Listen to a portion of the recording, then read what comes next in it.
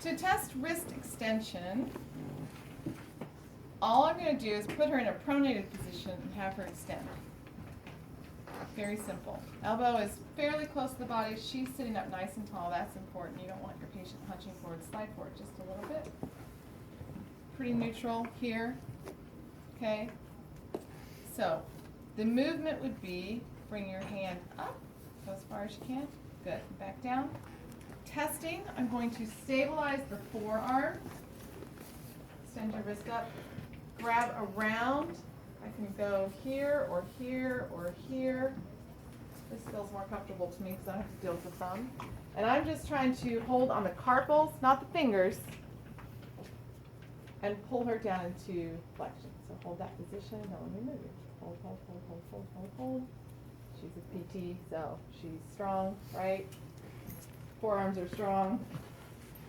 Okay, now you also need to learn how to, well, what muscles do that? Can we identify the wrist extensors?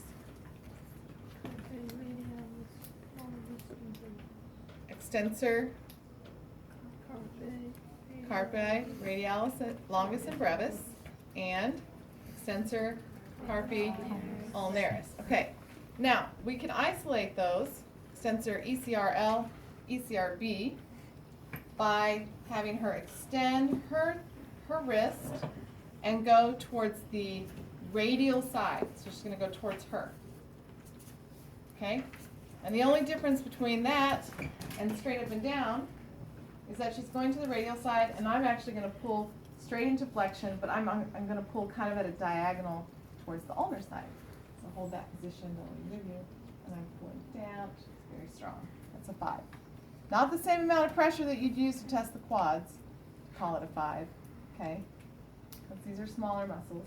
And then for extensor carpi ulnaris, I'm just going to have her extend and bring her hand more towards the pinky side. And then I would grab on the pinky side, pull down into flexion towards the radial side. Okay? So, hand hold for straight extension is going to be on the top of the hand.